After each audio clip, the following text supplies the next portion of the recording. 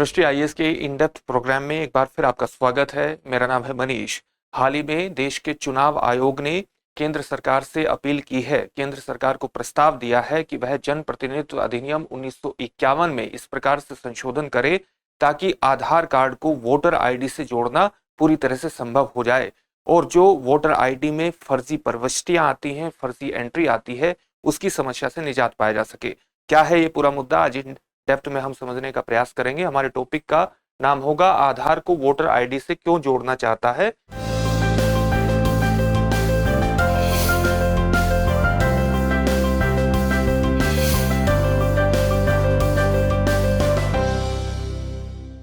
चुनाव आयोग, सबसे पहले देख लेते हैं कि इस पूरे टॉपिक के अंतर्गत हमारी चर्चा के सामान्य पक्ष क्या होंगे। सबसे पहले हमने उस खबर को जान लिया है जिसके कारण ये पूरा टॉपिक चर्चा में है, यानी चुनाव आयोग को केंद्र सरकार को एक प्रस्ताव दिया है चुनाव आयोग ने, और ये कहा है कि वो जन प्रतिनिधित्व अधिनियम में संशोधन करे और संशोधन करने के माध्यम से एक ऐसी व्यवस्था अपनाई जाए ताकि आधार कार्ड को वोटर आईडी से जोड़ना आसान हो जाए। इसी कारण से ये पूरा टॉपिक चर्चा में है। इसलिए हमारा लिए जानना जरूरी है कि आधार और वोटर आईडी पर चुनाव आयोग का क्या रुख है और चुनाव आयोग ने कब से आधार कार्ड को वोटर आईडी से जोड़ने के प्रस्ताव की शुरुआत की थी। इसके बाद हम देखेंगे कि ये मुद्दा सुप्रीम कोर्ट में किस तरह से पहुंचा, या सुप्रीम कोर्ट का एक महत्वपूर्ण निर्णय जो 2015 में वो आधार कार्ड पर आया था, उससे ये पूरी प्रक्रिया किस तरह से प्रभावित हुई। साथ ही हमारे लिए चुनाव आयोग का प्रस्ताव और सरकार के रुख, चुनाव आयोग के हाल के प्रस्ताव किस तरह से हैं और उस पर सरकार का क्या रुख है, इसको भी जानना महत्वपूर्ण है। अंत में आपके लिए एक अभ्यास प्रश्न होगा जिसका उत्तर आपको कमेंट बॉक्स में कमेंट करके देना होगा। ये जो पूरा विषय है यूपीएससी की मुख्य परीक्षा के सामान्य अध्ययन प्रश्न पत्र 2 से जुड़ता है। उसके भारतीय संविधान और संवैधानिक संस्थाओं जैसे टॉपिक से जोड़ करके आप इसे देख सकते हैं। हम आगे बढ़ें इससे पहले आप हमारे चैनल को सब्सक्राइब जरूर करिए और बेल आइकन दबाइए ताकि हमारे सभी प्रोग्राम का नोटिफिकेशन प्राप्त करने में आपको आसानी हो। तो सबसे पहले देखते हैं कि आधार और वोटर आईडी को लेकर चुनाव आयोग का क्या रुख है। चुनाव आयोग ने सबसे पहले वर्ष 2015 यानी 15 फरवरी 2015 को मुख्य चुनाव आयुक्त एचएस ब्रह्मा ने एक अभियान की शुरुआत की बात कही थी। 1 मार्च से इस अभियान को चलाया जाना था और इस अभियान में क्या बात कही गई थी कि आधार कार्ड को मतदाता सूची डेटाबेस से जोड़ा जाएगा। चुनाव आयोग इस तरह के निर्णय क्यों लेना चाहता था? क्योंकि चुनाव आयोग की सबसे बड़ी चिंता थी कि मतदाता सूची में जिस प्रकार से फर्जी प्रविष्टि आ जाती है, फर्जी एंट्री हो जाती है, जिससे पूरी चुनाव प्रक्रिया में एक धांधली का आधार तैयार होता है। तो चुनाव प्रक्रिया को पूरी तरह से स्वच्छ बनाने के लिए जरूरी है कि अगर आधार कार्ड को मतदाता सूची से जोड़ दिया जाए तो फर्जी प्रविष्टियां बंद हो जाएंगी, और इसी को ध्यान में रखते हुए चुनाव आयोग यह निर्णय लेना चाहता था कि आधार कार्ड को वोटर आईडी से जोड़ दिया जाए। हालांकि चुनाव आयोग का यह भी कहना था कि इस पूरी प्रक्रिया को दबाव मुक्त करने के लिए जरूरी है कि वॉलंटरी बेस पर चलाया जाएगा, यानी इसको स्वैच्छिक किया जाएगा। इसके लिए किसी प्रकार का नागरिकों पर दबाव नहीं डाला जाएगा। लेकिन इसमें एक महत्वपूर्ण निर्णय आधार कार्ड पर 11 अगस्त 2015 को सुप्रीम कोर्ट का आता है, और सुप्रीम कोर्ट कहता है कि सरकार आधार का उपयोग केवल कुछ वितरणकारी योजनाओं के लिए ही कर सकती है। कौन कौन सी वितरणकारी योजनाओं के लिए कर सकती है? जैसे खाद्यान्न के वितरण के लिए, एलपीजी के वितरण के लिए और केरोसिन के वितरण की योजनाओं के लिए ही सरकार आधार कार्ड का प्रयोग कर सकती है, क्योंकि आधार से जुड़े हुए कुछ निजता के प्रश्न थे जहां पर नागरिकों की जो पर्सनल इंफॉर्मेशन है, जो उनकी व्यक्तिगत सूचना है, वो कहीं बाहर जाहिर ना हो या उसमें किसी प्रकार की सेंध ना लगे, उसको सुरक्षा प्रदान करने के लिए केंद्र सरकार को सुप्रीम कोर्ट ने इस प्रकार का निर्देश दिया, या आप कह सकते हैं कि निर्णय दिया। इसी कारण से चुनाव आयोग ने जो अपना अभियान चलाया था, इस अभियान को बीच में ही रोकना पड़ा। लेकिन तब तक चुनाव आयोग 38 करोड़ आधार विवरण एकत्र कर चुका था।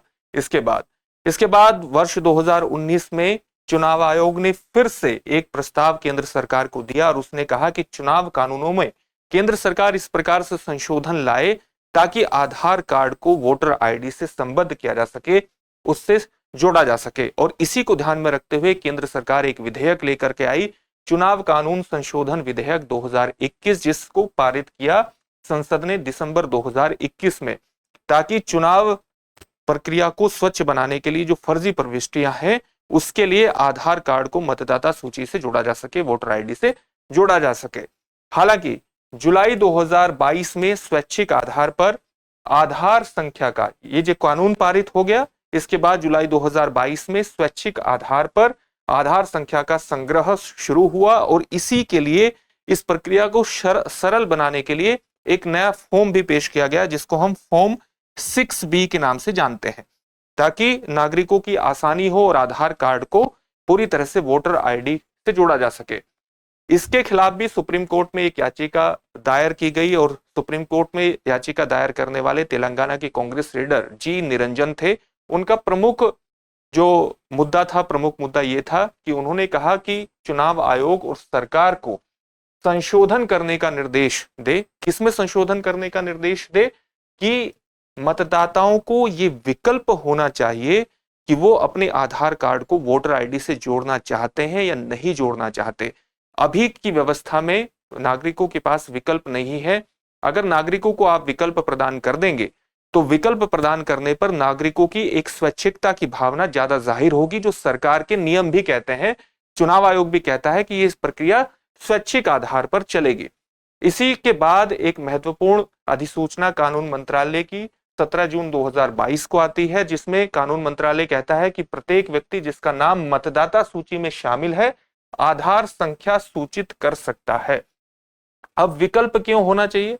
विकल्प इसलिए होना चाहिए क्योंकि फॉर्म 6B जो था उसमें 2 विकल्प दिए गए थे। विकल्प क्या दिए गए थे? या तो आधार नंबर प्रदान किया जाए, जो चुनाव आयोग का फोन नंबर 6B था उसमें नागरिकों से कहा गया था कि या तो आधार नंबर प्रदान करे या कहे कि आधार नहीं है।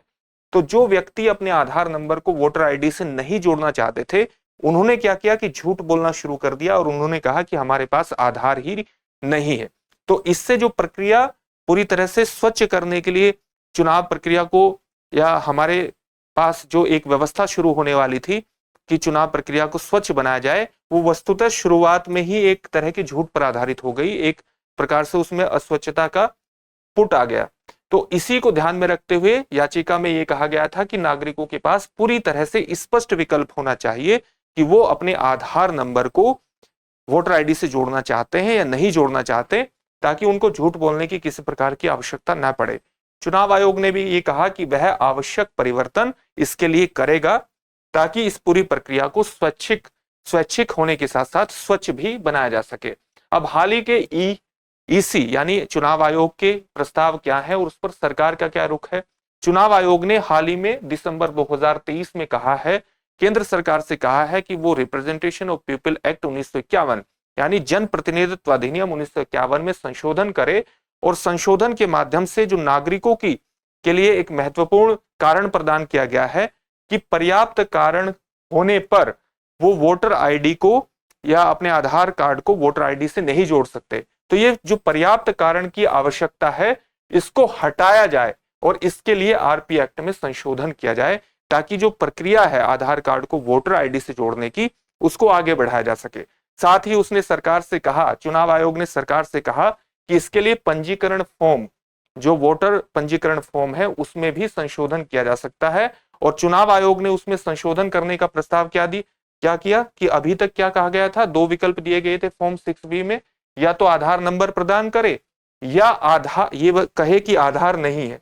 अब चुनाव आयोग ने प्रस्ताव दिया कि इसके स्थान पर केवल ये विकल्प होना चाहिए, आधार नंबर वैकल्पिक, ताकि नागरिकों को एक प्रकार से ऑप्शन प्रदान किया जा सके और इस पूरे फॉर्म में स्पष्टता आ सके।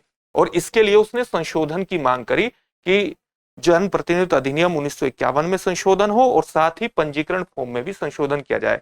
सरकार का कहना क्या है? सरकार का कहना यह है कि इसके लिए संशोधन करने की आवश्यकता नहीं है। अगर चुनाव आयोग केवल स्पष्टीकरण दे देगा तो वो स्पष्टीकरण ही इस पूरी प्रक्रिया के लिए पर्याप्त होगा, यानी संशोधन करने की आवश्यकता नहीं है।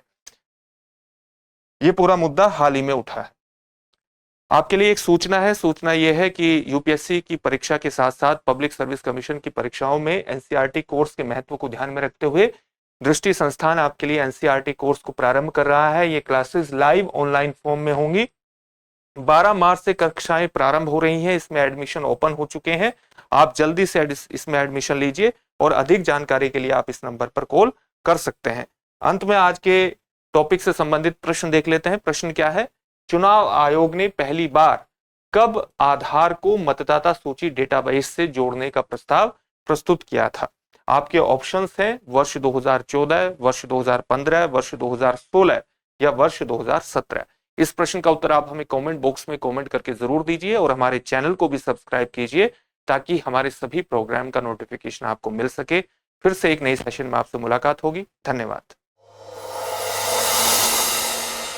डियर व्यूअर्स, अपने एग्जाम की तैयारी को और बेहतर करने के लिए हमारे चैनल को लाइक, शेयर और सब्सक्राइब करना न भूलें।